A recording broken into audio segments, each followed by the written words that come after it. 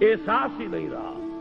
منکرات پھیل رہے ہیں، بے حیائی پھیل رہی ہے، بدعات پھیل رہی ہے، رسومات کے تومار ہے. اور جو کچھ ہو رہا ہے آج کل شادیوں میں وہ سب آپ کو معلوم ہے. یہ سب ہو رہا ہے اور ہمارے جو نہیں ریگ رہی ہمارے احساسات کے اوپر. معلوم ہوا کہ وَلَيْسَ وَرَاءَ ذَلِكَ مِنَ الْإِيمَانِ حَبَّةُ خَرْدَلٍ. ہم اس کے زمرے میں آ رہے ہیں. اللہ تعالیٰ معاف فرمائے اور ہمیں ایمان کی تجدید کی توفیق عطا فرمائے. ورنہ حکم تو یہ ہے کہ پھر تو رائی کے دانے کے برابر ایمان نہیں. اب یہاں اس حدیث کی روح سے جو ایک اہم مسئلہ میں آپ کو بتانا چاہتا ہوں وہ یہ ہے، بدقسمتی سے عام طور پر سنی مسلمانوں میں ایک خیال عام ہو گیا ہے، اور وہ خیال یہ ہے کہ اصحاب اقتدار بادشاہ وہ کتنے بھی فاسق ہوں، فاجر ہوں، کچھ بھی کریں، ظالم ہوں، ان کے خلاف بغاوت نہیں ہو سکتی جب تک کہ وہ آپ کو کفر کا حکم نہ دے. اصل میں بعض روایات ہیں محمد الرسول اللہ صلی اللہ علیہ وسلم کی بعض احادیث جو اس مضمون کی ہے کہ جب تک کفر بواح کا حکم نہ دیا جائے بغاوت نہیں ہو سکتی. ان احادیث کی وجہ سے بہت سے لوگوں کا یہ خیال ہوا اور عام طور پر اہل سنت میں یہ خیال عام ہو گیا ہے. میں اسی کا نتیجہ دیکھ رہا ہوں. میرے لیے آج کل یہ مسئلہ بڑا ایک گہرے غور و فکر کا موجب ہو گیا ہے. کیا وجہ ہے؟ شیعہ سنیوں کے مقابلے میں پوری دنیا میں اگر تعداد دیکھیں 1/100 نہیں، لیکن اس صدی میں اگر انقلاب برپا کیا تو شیعوں نے بادشاہت کا تختہ الٹا، جو بھی نظام انہوں نے قائم کیا اپنی فقہ کے مطابق نظام قائم کر لیا.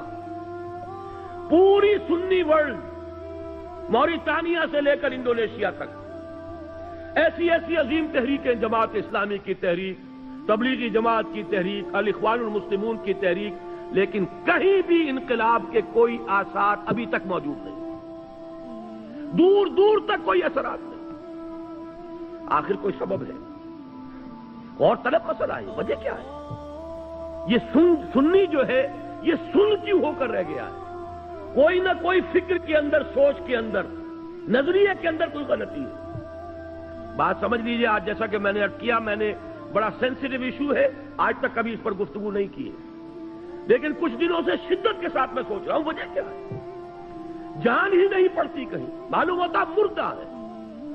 معاشی مسئلے پر کھڑے ہو جائیں گے، سیاسی مسئلے پر کھڑے ہو جائیں گے، کسی کی ٹانگ کھینچنے کو جمع ہو جائیں گے، سینکڑوں لوگ جانے بھی دے دیں گے، لیکن کوئی آرگنائزڈ ایفرٹ اس دنیا میں اسی دور میں ایرانیوں نے کر کے دکھا دیا.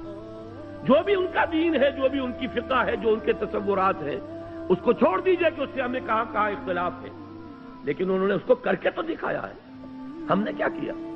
بادشاہتیں چل رہی ہیں، ایک ایک محل اربوں ڈالر کا بنتا ہے اور محل خالی پڑے رہتے ہیں. بادشاہ سلامت کی جھلک دیکھنا نصیب نہیں ہوتا محل کو. سال میں زیادہ سے زیادہ بادشاہ سلامت 4-6 دن کے لیے آ جائیں گے بس، اور محل اربوں ڈالر کا بنا ہوا. جبکہ اسی ملک کے اندر جا کر دیکھیے آپ کو کہ بالکل حیوانوں کی طرح انسان رہتے ہوئے نظر آ جائیں گے آپ، بھیک مانگتے ہوئے لوگ نظر آ جائیں گے آپ. حاجیوں سے اور جو لوگ عمرے کے لیے جاتے ہیں، بچے جس طریقے سے لپٹ لپٹ کر مانگتے ہیں، وہ وہاں پہ اب بھی نقشہ موجود ہے. یہ حال کیا ہے؟ یہ نظام ہمارے ہاں کیوں نہیں بدل رہا؟ کہیں سے کوئی حرکت نہیں. خاص طور پر اس دنوں میں مجھ پر یہ سوچ بہت زیادہ طاری ہوئی. اس کی وجہ کیا ہے یہ بھی سن لیجئے. جب یہ جہاد افغانستان بڑی شدت کے ساتھ چل رہا تھا، اب تو یہ کہ اس میں بہت سی صورتحال، بہرحال میں اس پر گفتگو نہیں کرنا چاہتا. اب وہ یوں کہا جا سکتا ہے کوئی قابل رشک حالت میں نہیں ہے، لیکن میں آج سے پہلے کی بات کر رہا ہوں. 1-2 سال پہلے روسیوں کے وہاں سے جانے سے پہلے جو شکل تھی، اس وقت ایک بات متواتر سننے میں آ رہی تھی کہ جہاد افغانستان کا فال آؤٹ، یہ جو ترکستانی ریاستیں ہیں رشیا کی، USSR کی، یہ سمرقند اور بخارا، یہ ریاستیں، ان میں بڑے اثرات پھیل رہے ہیں اس کے. ان میں اسلامی جذبات، دینی جذبات زندہ ہو رہے ہیں، اور انشاءاللہ روس کو لینے کے دینے پڑ جائیں گے. اور افغانستان میں جو کچھ اس نے کیا ہے اس کے نتیجے میں ان تمام ریاستوں میں بغاوت ہو جائے گی.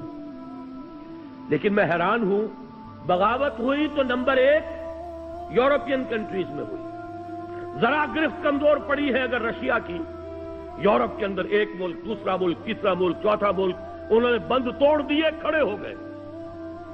پھر یہ کہ روس کی جو اپنی ریاستیں ہیں، بالٹک سٹیٹس کے اندر، لوتھیانا وغیرہ کے اندر بغاوت ہو گئی، جا کر گورباچوف نے معافیاں مانگی ہیں، خوشامدیں کی ہیں، خدا کے لیے ہم روسی دستور کے اندر سیسیشن کے لیے پروویژن پیدا کر دیتے ہیں، اس وقت جو ہے علیحدہ نہ ہو، آئندہ کے کسی مرحلے کے لیے باقاعدہ ہم دستوری راستہ کھول دیں گے، لیکن کہا نہیں۔